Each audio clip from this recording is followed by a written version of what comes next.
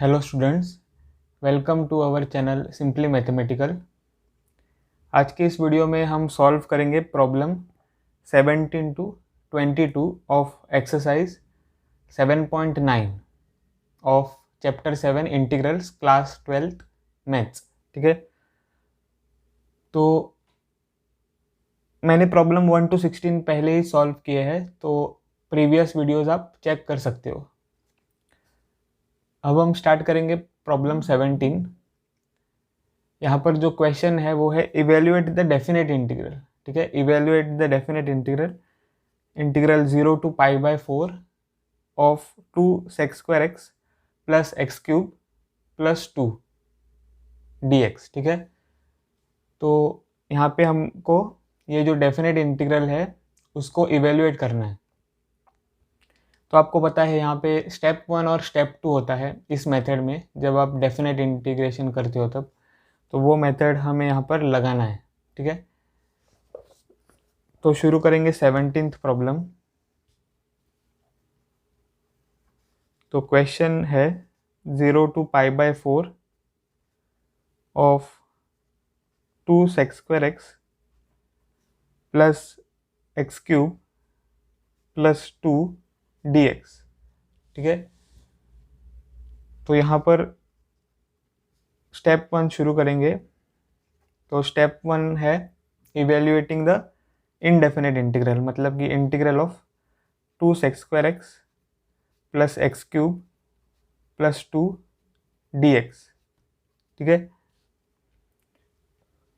तो अब इसको हमें इंटीग्रेट करना है। तो ये जो इंटीग्रल है वो तीनों टर्म्स के लिए लगाएंगे। तो integral of 2 sec² x plus integral of x³ dx plus integral of 2 dx।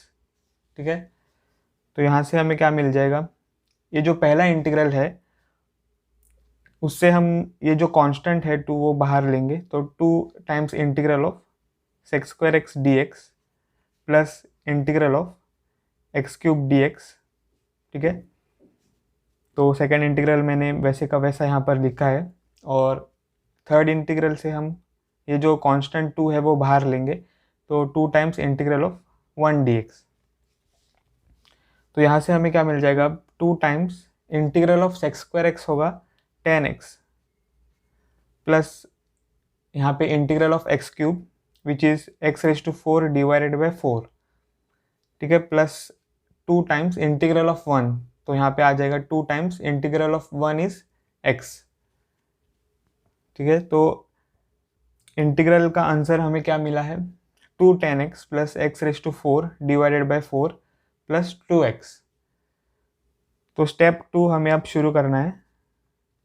Step 2 होगा बस इवेल्युएटिंग द डेफिनेट इंटीग्रल जो हमको क्वेश्चन में दिया हुआ है। तो integral from 0 to π/4 2 sec² x plus x³ plus 2 dx। तो यहाँ पे हमें क्या करना होगा, ये जो आंसर है इंटीग्रल का वो हमें यहाँ पर लिखना है, और उसको हमें इवेल्युएट करना है फ्रॉम 0 to π/4। ठीक है, तो पहले हम ये लिखेंगे यहाँ पे 2 10x plus x⁴ divided by 4 plus 2x evaluated from 0 to π/4। तो अपर लिमिट पहले हम यहाँ पे सब्स्टिट्यूट करेंगे।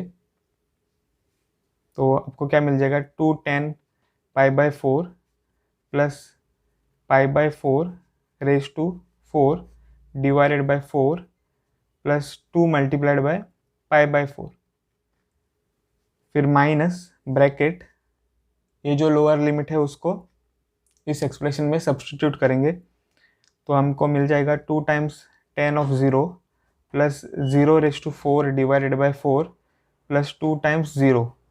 ठीक है, तो यहाँ से हमें अब मिल जाएगा 2 टाइम्स 10 π/4, मतलब कि 1045। तो 1045 क्या है 1 प्लस π/4 क्या होगा π⁴ डिवाइडेड बाय 4⁴ और द होल डिवाइडेड बाय 4। फिर प्लस यहाँ पे देखो आप 2 1 2 और 2 2 4, तो π/2 यहाँ पे आपको मिल जाएगा। फिर minus bracket 2 times tan of 0 is 0 plus 0⁴ है 0 divided by 4 is 0 plus 2 times 0 is 0। तो यहाँ पर आप देख सकते हो कि ये जो ब्रैकेट है उसमें आपको मिल जाएगा सिर्फ 0, 0 प्लस 0 प्लस 0, ठीक है। तो 0 आपको इस ब्रैकेट में मिल जाएगा और ये हमें अब सिंप्लीफाई करना है। तो हमको अब मिल जाएगा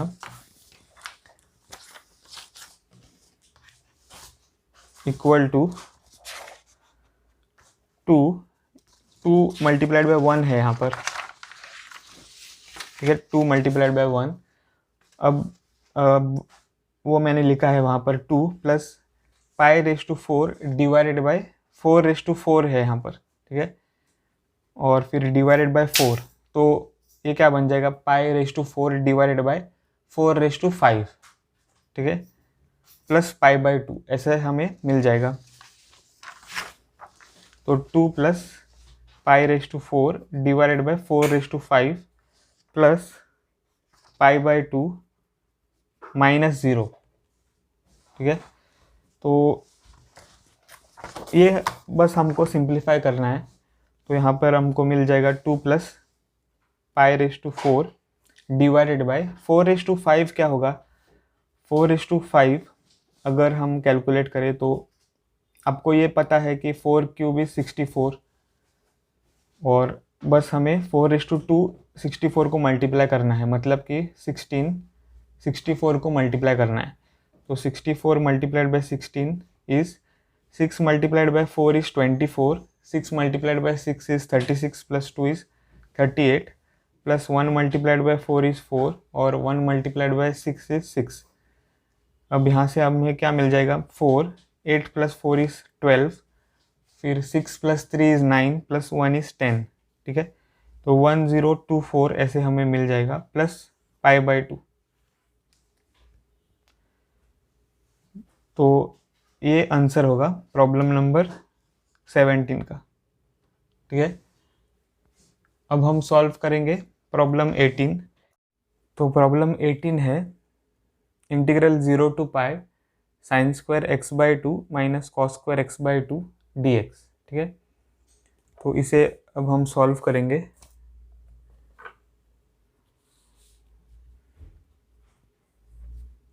integral from 0 to π sin² x/2 minus cos² x/2 dx। तो स्टेप 1 क्या होगा, इवेल्युएटिंग द इनडेफिनेट इंटीग्रल, मतलब कि integral of sin² x/2 minus cos² x/2 dx। अब आपको यहाँ पर फॉर्मूला पता है, हाँ, पर उससे पहले हम क्या करेंगे, जो इंटीग्रेंड है उसको हम लिखेंगे minus cos² x/2 minus sin² x/2 dx, ठीक है। मतलब कि जो माइनस साइन है वो हम कॉमन लेंगे दोनों टर्म से, तो आपको ये मिल जाएगा। अब यहाँ से हम माइनस साइन बाहर लेंगे इंटीग्रल के, फिर minus integral of cos² x/2 minus sin² x/2 dx, तो ऐसे हमें मिल जाएगा। अब यहाँ पे हमें फॉर्मूला यूज़ करना है cos² माइनस sin², यहाँ पर हाफ एंगल है, सो हाफ एंगल फॉर्मूला यहाँ पे लिखेंगे cos² a/2 minus sin² a/2 is equal to cos a, ठीक है। ये फॉर्मूला तो आपको पता है। तो आपको यहाँ पे क्या मिल जाएगा, minus integral of cos² x/2 minus sin² x/2 is cos x, फिर dx, ठीक है। तो अब यहाँ पे क्या है, minus integral of cos x dx, तो आपको मिल जाएगा minus integral of cos x is sin x, ठीक है। तो स्टेप 1 में जो इंटीग्रल है इनडेफिनेट इंटीग्रल, उसका आंसर क्या है माइनस साइन एक्स। अब हम स्टेप 2 शुरू करेंगे। तो स्टेप 2 बस हमको डेफिनेट इंटीग्रल इवेल्युएट करना है। तो integral from 0 to pi sine square X by 2 minus cos square X by 2। तो इनडेफिनेट इंटीग्रल का आंसर क्या है माइनस साइन एक्स, तो यहाँ पर वो हम लिखेंगे। फिर इवेल्युएटेड फ्रॉम 0 टू पाई, ठीक है। अब हमें यहाँ पर क्या मिल जाएगा, माइनस साइन ऑफ पाई, फिर माइनस, फॉर्मूला का माइनस है ये, फिर माइनस साइन ऑफ 0, ठीक है। तो यहाँ से हमें क्या मिल जाएगा, माइनस साइन पाई 0 और minus of minus sine 0 is 0, ठीक है। तो यहाँ से हमें क्या मिल गया है, 0 माइनस 0 इज 0, फिर यहाँ से प्लस 0 विच इज़ 0, ठीक है। तो स्टेप 2 हमने सॉल्व कर दिया है और आंसर क्या मिल गया है हमें 0, ठीक है। तो प्रॉब्लम 18 हमने सॉल्व कर दिया है। अब हम प्रॉब्लम 19 सॉल्व करेंगे।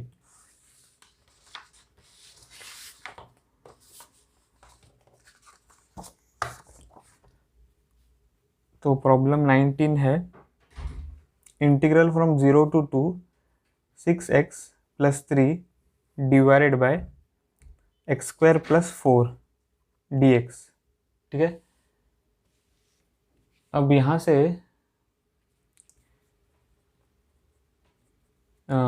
मतलब कि ये जो इंटीग्रल है वो क्या है, 0 to 2 C x plus 3 divided by x square plus 4। तो इस इंटीग्रेंड से आप पता लगा सकते हो कि जो न्यूमरेटर है वो है लीनियर फंक्शन और जो डिनोमिनेटर है वो है क्वाड्रेटिक फंक्शन, ठीक है। तो यहाँ पे आपको एक स्पेशल मेथड लगाना है, ठीक है। तो पहले तो स्टेप 1 में ही वो होगा मेथड। तो step 1, indefinite integral 6x plus 3 divided by X raise to 4 plus 4। अब यहाँ पे आपको एक मेथड लगाना है, ठीक है। और पहले हम इसे क्या कह देंगे, let I be equal to integral from integral of c x plus 3 divided by x square plus 4 d x, ठीक है। अब कौन सा मेथड हमें लगाना है, ये जो न्यूमरेटर है उसे हमें लिखना है constant times derivative of the denominator, मतलब कि x square plus 4 plus some other constant b, ठीक है।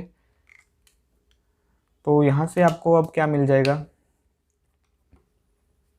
6x plus 3 is equal to a times derivative of x square plus 4, तो मतलब कि 2x प्लस b, ठीक है।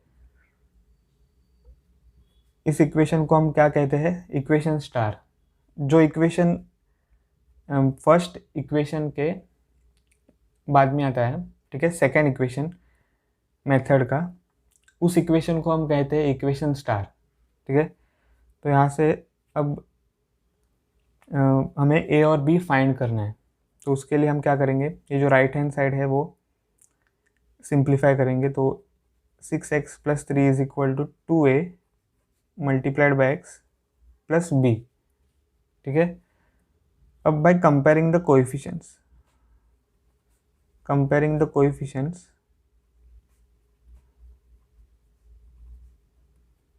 हमें क्या मिल जाएगा, 6, ठीक है। Coefficient of the variable x on the left hand side that is 6 is equal to the coefficient of variable x on the right hand side which is 2a, ठीक है। तो 6 is equal to 2a and the constant on the left hand side is equal to the constant on the right hand side, तो 3 is equal to b। तो यहाँ से हमें क्या मिल जाएगा, 2a is equal to 6 and b is equal to 3। तो फिर a is equal to 6 by 2 which is 3 and b is equal to 3। तो a इज इक्वल टू 3 हमें मिल गया है और b भी यहाँ पर 3 ही है। तो दोनों a और b की वैल्यूज़ हमें मिल गई है। अब ये जो वैल्यूज़ है उसे हमें इस इक्वेशन में सब्स्टिट्यूट करना है, ठीक है, इक्वेशन स्टार में। तो substituting a is equal to 3 and b is equal to 3 in equation star, ठीक है, हमें क्या मिल जाएगा, 6x plus 3 is equal to 3 times 2x plus b which is 3 here, ठीक है। अब जो न्यूमरेटर है इंटीग्रेंड का वो क्या बन गया है, 3 टाइम्स 2x प्लस 3। तो अब इंटीग्रल I बन जाएगा इंटीग्रल ऑफ, न्यूमरेटर तो ये है 3 टाइम्स 2x प्लस 3 और divided by denominator x square plus 4, ठीक है।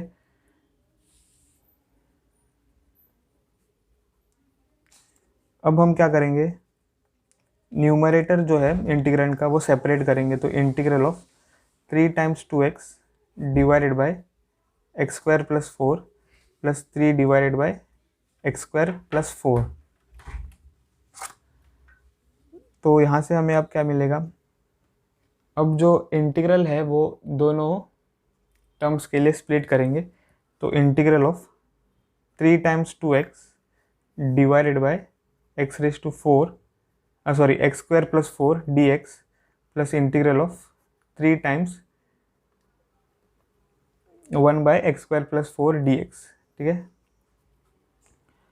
तो यहाँ से हमें क्या मिलेगा, I इज इक्वल टू, अब ये जो कांस्टेंट है 3 वो हम बाहर लेंगे इंटीग्रल के, तो हमें मिल जाएगा integral of 2x divided by x square plus 4 dx। और ये जो 3 है जो कांस्टेंट है वो हम इंटीग्रल के बाहर लेंगे, तो integral of 1 by x square plus 4 dx ऐसे हमें मिलेगा, ठीक है। तो इंटीग्रल अब क्या बन गया है, ये दो टर्म्स, ये दो इंटीग्रल्स, ठीक है। और अब हम क्या करेंगे, ये जो दो इंटीग्रल्स हैं उनको सेपरेट लेकर I1 I2 कहेंगे और इंटीग्रेट करेंगे, ठीक है। तो लेट I1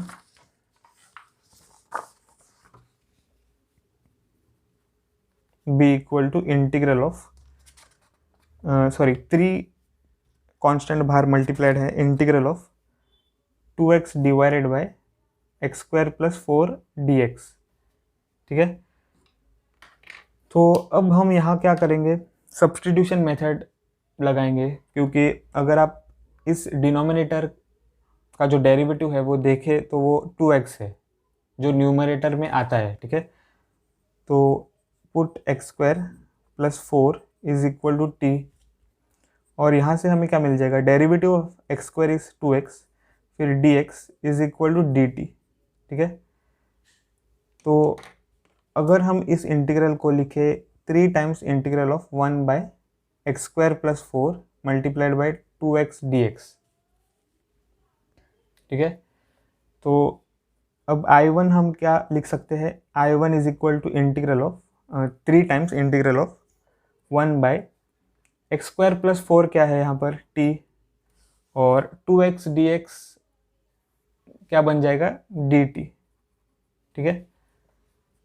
अब I1 is equal to 3 times integral of 1 by t, तो उसका मतलब है log of modulus of t। तो I1 is equal to 3 times log of modulus of t which is nothing but x square plus 4, ठीक है। तो फिर I1 is equal to 3 times log of, अब यहाँ पे जो क्वांटिटी है मॉड्यूलस में वो क्या है, पॉजिटिव, क्योंकि यहाँ पर एक्स स्क्वायर है और 4 है। तो जब पॉजिटिव क्वांटिटी होती है तब modulus of that positive quantity is the positive quantity itself, ठीक है। तो I1 is equal to 3 times log of x square plus 4 ऐसे आपको मिल जाएगा।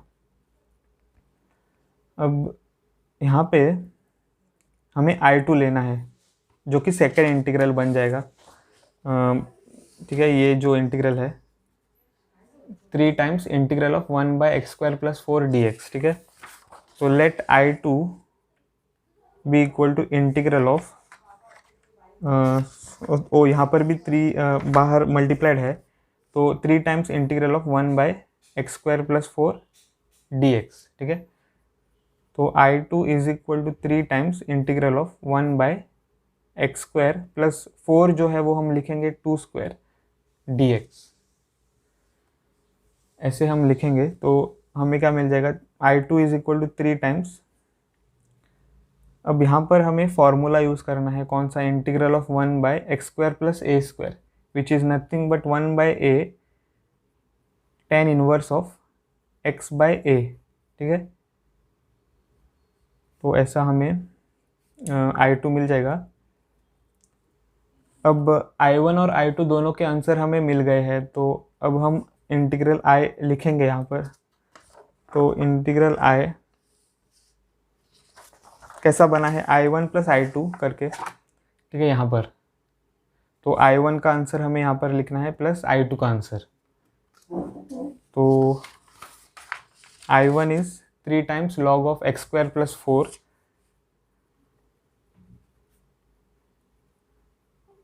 प्लस यहाँ पर I2 क्या है, 3/2 tan इनवर्स ऑफ x/2। तो I हमें अब मिल गया है। अब हम स्टेप 2 शुरू करेंगे यहाँ पर। तो स्टेप 2 होगा evaluating the definite integral which is in the question, ठीक है, and which is nothing but integral 0 to 2 6x + 3 divided by x² + 4, ठीक है। तो वो होगा इक्वल टू, ये जो इनडेफिनेट इंटीग्रल का आंसर है वो हमें यहाँ पर लाना है, क्योंकि लिमिट के बजाय अगर हम integral 6x + 3 divided by x² + 4 लिखे तो उसका आंसर है ये। तो यहाँ पर इस ब्रैकेट में हमें वो आंसर लिखना है, 3 log x² + 4 + 3/2 tan inverse of x/2 from 0 to 2, ठीक है। तो अब हम क्या करेंगे, ये जो एक्सप्रेशन है वो पहले इवेलुएट करेंगे अपर लिमिट में minus the answer evaluated at the lower limit, ठीक है। तो 3 times log of 2² + 4 + 3/2 tan inverse of 2/2, फिर माइनस 3 टाइम्स log ऑफ, अब लोअर लिमिट यहाँ पे सब्सटीट्यूट करेंगे तो 0² + 4 + 3/2 tan इनवर्स ऑफ 0/2, ठीक है। तो यहाँ पर हमें क्या मिल जाएगा, 3 times log of 2² is 4 + 4 is 8, तो इस ब्रैकेट में हमें 8 मिल जाएगा प्लस 3/2 tan इनवर्स ऑफ 2 और 2 यहाँ पे कैंसिल होकर हमें क्या मिल जाएगा, 1। और फिर ये जो ब्रैकेट है उसमें हमें मिल जाएगा 3 times log of 0² is 0 + 4 is 4, ठीक है। और यहाँ पे 3/2 tan inverse of 0/2 is 0,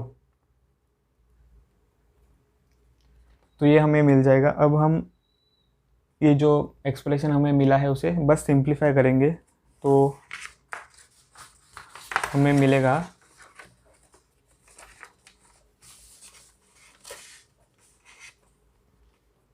3 times log of 8 को हम वैसे का वैसा यहाँ पर लिख देंगे 3 log 8, ठीक है, plus 3/2 multiplied by tan inverse of 1 क्या होगा, π/4, ठीक है। tan ऑफ 45 इज 1, तो फिर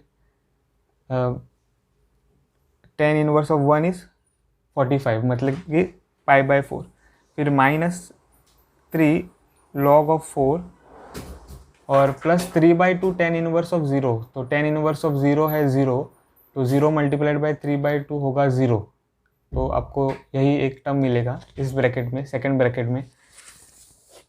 अब हम ये जो एक्सप्रेशन हमें मिला है उसे सिंप्लीफाई करेंगे, तो 3 टाइम्स log ऑफ 8, ठीक है।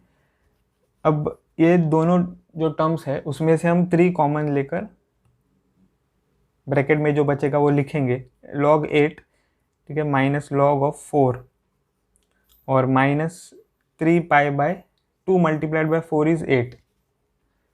तो हमें अब मिल जाएगा 3 times log of 8/4 by using the property of log minus 3 पाई/8, ठीक है।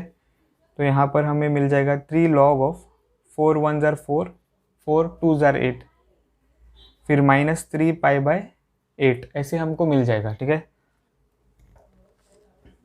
तो ये होगा answer of problem 19।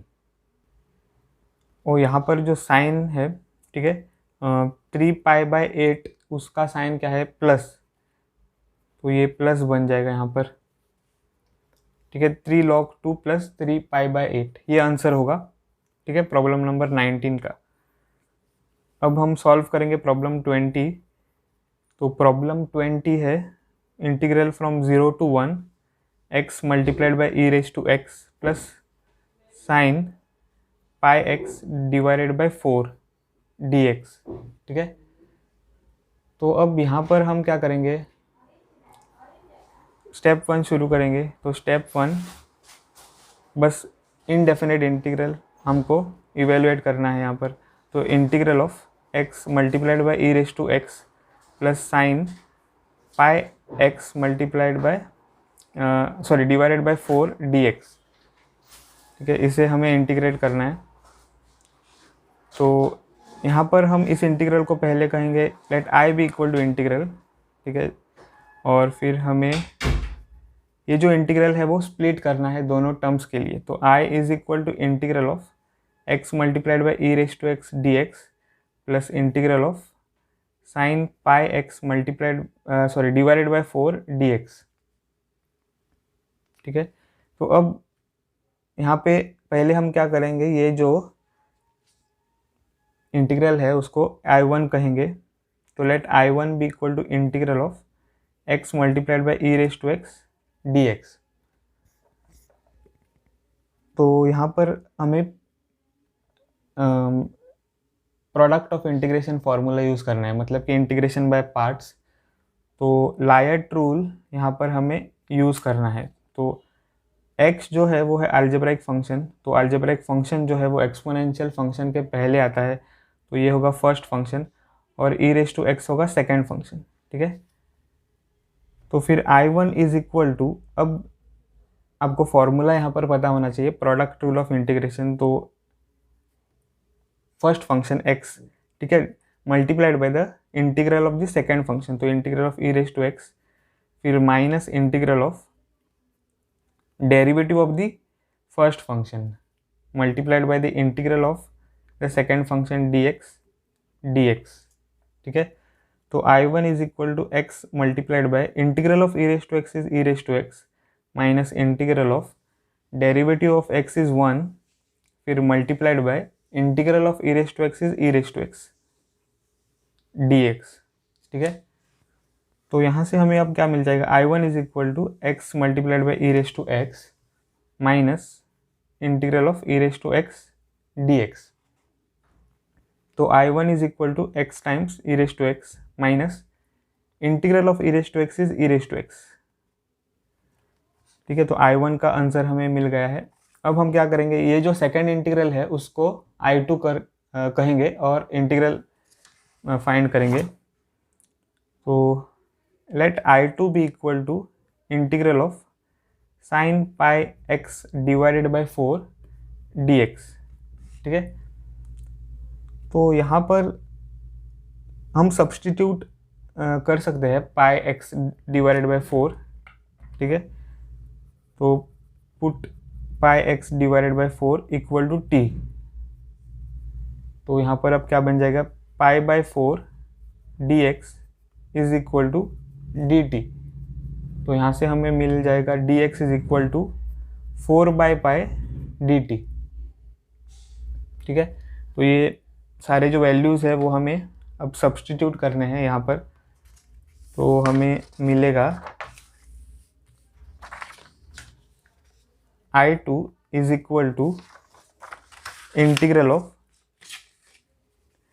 Integral of sine of t, ठीक है, πx/4 क्या है यहाँ पर t, और dx बन जाएगा 4/π/dt, ठीक है।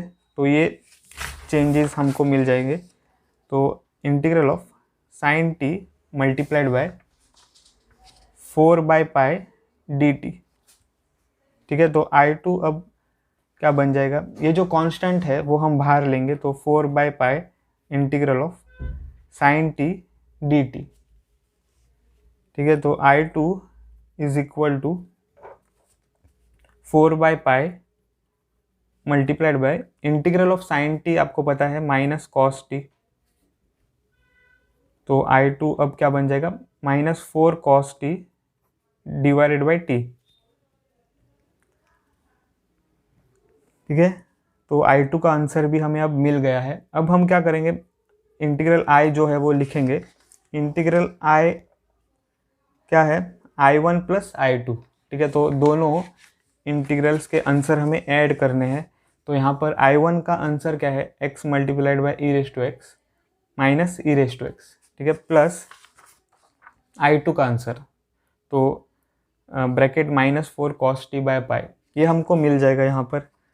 तो x e⁻x minus e⁻x minus, ठीक है, 4 cos t डिवाइडेड बाय पाई, या फिर आप ये पहला स्टेप भी लिख सकते हो यहाँ पर, plus bracket -4 cos t bye pi, ठीक है। I1 प्लस I2 हमने यहाँ पर लिखा है। अब I is equal to x multiplied by e⁻x minus e⁻x, और ये जो माइनस साइन है वो बाहर आ जाएगा ब्रैकेट के, और 4 cos t बाय पाई हमको मिल जाएगा, ठीक है। तो इंटीग्रल I का आंसर हमें अब मिल गया है। अब हम स्टेप 2 सॉल्व करेंगे, ठीक है, स्टेप 2 करेंगे। तो स्टेप 2 बस इवेल्युएटिंग द डेफिनेट इंटीग्रल है। तो integral from 0 to 1 x multiplied by e⁻x plus sign πx divided by 4 dx, ऐसे हमको मिल जाएगा। ओ यहाँ पर हमने t रीसब्स्टिट्यूट नहीं किया है, ठीक है। तो t को पहले यहाँ पर रीसब्स्टिट्यूट करेंगे। तो यहाँ पर जो है I2 उसमें, तो -4 cos ऑफ t क्या है यहाँ पर, πx/4, ठीक है। तो वो हमें सब्स्टिट्यूट करना है। तो -4 πx डिवाइडेड बाय 4 है यहाँ पर, और फिर the whole divided by pi, ठीक है। तो ये अब क्या बन जाएगा, -4 cos, ठीक है, पाई x डिवाइडेड बाय 4 और डिवाइडेड बाय पाई, ऐसे हमको अब मिल जाएगा। तो बस ये जो डेफिनेट इंटीग्रल है वो क्या बन जाएगा, इस इंटीग्रल की वैल्यू, ठीक है, इवेल्युएटेड फ्रॉम 0 to 1। तो x multiplied by e⁻x minus e⁻x minus 4 times cos of πx divided by 4 the whole divided by pi, evaluated from 0 to 1, ठीक है। अब हम क्या करेंगे, ये जो अपर लिमिट है उसको इस एक्सप्रेशन में सब्स्टिट्यूट करेंगे, माइनस लोअर लिमिट जो है वो इस एक्सप्रेशन में सब्स्टिट्यूट करेंगे, ठीक है। तो 1 times e⁻1 minus e⁻1 minus 4 times cos of pi multiplied by 1 divided by 4, और माइनस यहाँ पर x को 0 सब्स्टिट्यूट करना है यहाँ पर। तो 0 multiplied by e⁻0 minus e⁻0, ठीक है, minus 4 times cos of pi 0 divided by 4 divided by पाई, ठीक है। तो ऐसे हमें मिलेगा। अब ये जो पहला ब्रैकेट है उससे हमें क्या मिल जाएगा, e माइनस ई, फिर minus 4 cos of pi by 4, और फिर माइनस 0 माइनस e⁻0 इज 1, तो -1 minus 4 cos of pi 0 divided by 4, मतलब कि 0 डिवाइडेड बाई 4 हो जाएगा 0, और फिर डिवाइडेड बाई पाई, ठीक है। तो यहाँ से हमें अब क्या मिल जाएगा, e माइनस ई कैंसिल होकर हमको यहाँ पर मिल जाएगा -4 टाइम्स cos ऑफ 45, ठीक है, ये है। तो 4 टाइम्स cos ऑफ 45 मतलब 4 टाइम्स cos of 45 इज 1/√2, ठीक है, 1/√2। फिर माइनस, यहाँ पर -1 हमें मिलेगा -4 टाइम्स cos of 0 इज 1 और फिर डिवाइडेड बाय पाई, ठीक है। तो यहाँ से हमें मिल जाएगा -4/√2 और ये जो माइनस साइन है वो इस ब्रैकेट को हम मल्टीप्लाई करेंगे तो हमें मिल जाएगा +1 और +4/पाई, ठीक है। तो हमें बस ये जो टर्म है उसे सिंप्लीफाई करना है, ठीक है। ओ यहाँ पर हमने पाई मिस किया है, ठीक है, डिनोमिनेटर में। यहाँ पर देखो आप, पाई मैंने यहाँ पर नहीं लिखा है, तो यहाँ पर होगा पाई और फिर यहाँ पर भी आ जाएगा पाई और यहाँ पर भी पाई, ठीक है। तो अब हमें क्या मिल जाएगा, 1 + 4/पाई फिर -4/पाई√2 और यहाँ पर हमें रैशनलाइज करना है ये टर्म, तो √2 डिवाइडेड बाय √2, तो हमें अब मिलेगा 1 + 4/पाई फिर माइनस, यहाँ पर आप देख सकते हो कि 4√2 ये बन जाएगा और pi multiplied by √2 multiplied bye √2 होगा 2 और फिर 2 1 ज़र 2 2 2 ज़र 4, ऐसे हमें मिल जाएगा। तो ये बस आंसर हमें अब लिखना है।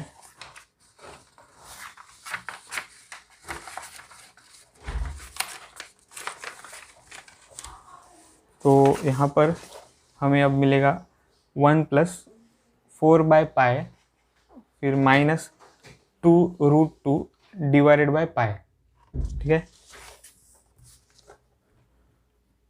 तो ये आंसर होगा प्रॉब्लम नंबर 20 का। अब हम सॉल्व करेंगे प्रॉब्लम 21 और 22, दोनों जो है वो है MCQs, ठीक है। तो यहाँ पर हम क्वेश्चन रीड करेंगे। Choose the correct answer in exercises 21 and 22। ये तो काफ़ी सिंपल प्रॉब्लम्स यहाँ पर है। 21 देखेंगे क्या है, integral of 1 to √3 dx divided by 1 + x² equals. तो यहाँ पर ये जो डेफिनेट इंटीग्रल है उसे हमको इंटीग्रेट करना है, बस मेथड तो सेम है यहाँ पर। तो प्रॉब्लम 21, ठीक है। यहाँ पर क्वेश्चन क्या है, integral 1 to √3 dx divided by 1 + x²। तो स्टेप 1 शुरू करेंगे। स्टेप 1 है इवेल्युएटिंग द इनडेफिनेट इंटीग्रल, तो integral dx divided by 1 + x², ठीक है। अब which is equal to integral of dx divided by x² + 1, ऐसे हम इंटीग्रेंड को लिखेंगे और which is equal to dx divided by x² + 1², ठीक है। अब इस इंटीग्रल को हम को इवेलुएट करना है, तो इंटीग्रल ऑफ 1/x² + 1² है यहाँ पर। तो by the formula of integral of 1/x² + a², यहाँ पर हमको मिल जाएगा tan इनवर्स ऑफ x। ये फॉर्मूला आपको पता है। यहाँ पर integral of 1/x² + 1² is nothing but tan inverse of x, ठीक है। अब स्टेप 2 हम यहाँ पर शुरू करेंगे। तो स्टेप 2 क्या है, integral from 1 to √3 dx divided by 1 + x²। तो बस ये जो आंसर है इनडेफिनेट इंटीग्रल का, उसको हमें इवेलुएट करना है from lower limit to the upper limit, ठीक है। तो tan inverse of x evaluated from 1 to √3। तो हमें अब क्या मिल जाएगा, tan inverse of √3 minus tan inverse of 1, ठीक है। तो tan इनवर्स ऑफ √3 क्या है, π/3 60 डिग्री, ठीक है, 60 डिग्री। तो उसका मतलब है π/3 minus tan inverse of 1 is π/4, मतलब कि 45। तो यहाँ पर ये क्या बन जाएगा, π/3 minus π/4 which is nothing but 4π - 3π divided by 12। तो 4 pi minus 3 pi is pi divided by 12, ठीक है। तो ये आंसर हमें मिलेगा। और ऑप्शंस अगर हम देखें यहाँ पर तो option D is the correct answer, ठीक है। तो therefore option D is the correct answer.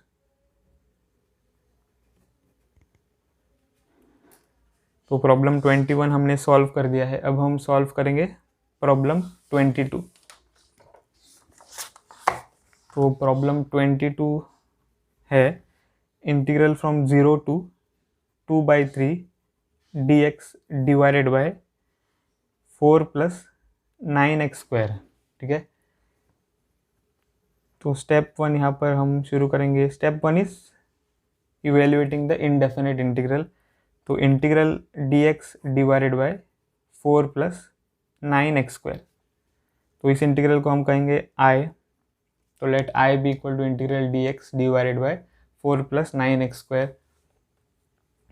तो i is equal to integral of, अब ये जो 9 मल्टीप्लाइड है x स्क्वायर को, वो हमको कॉमन लेना है, ठीक है। क्योंकि हमको फॉर्मूला यूज़ करना है, उस फॉर्मूला में सिर्फ x स्क्वायर हमें यहाँ पर लाना है और बाकी सब कांस्टेंट होने चाहिए। तो ये जो 9 है वो हम कॉमन लेंगे।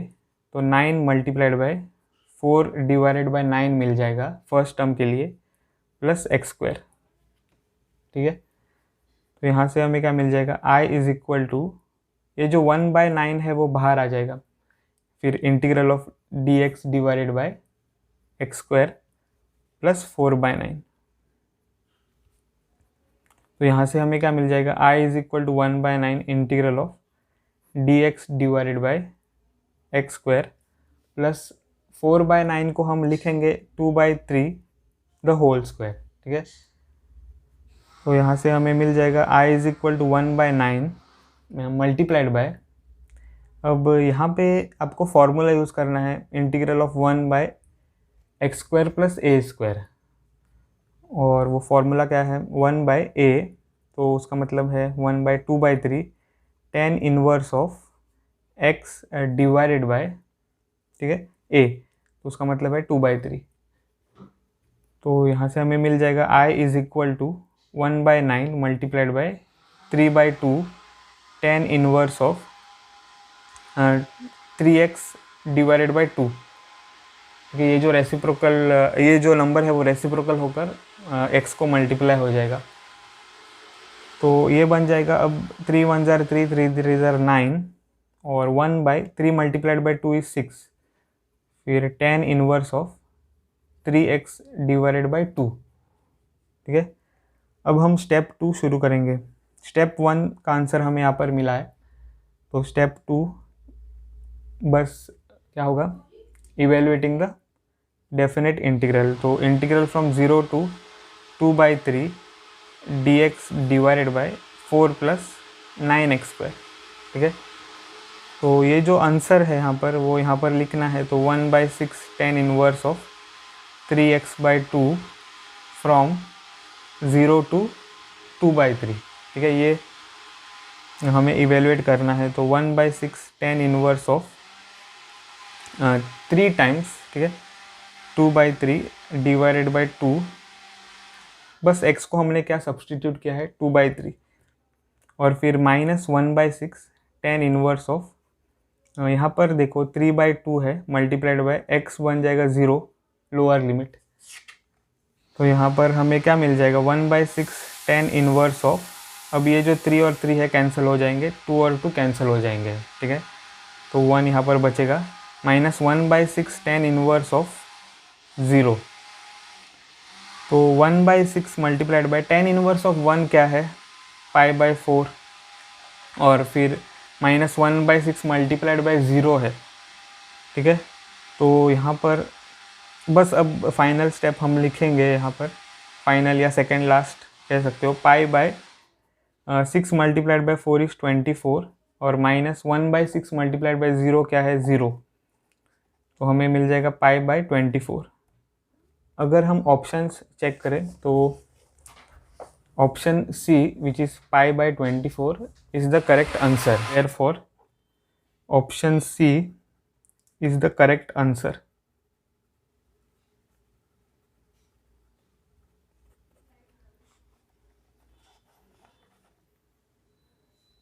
तो प्रॉब्लम 22 हमने पूरा सॉल्व किया है.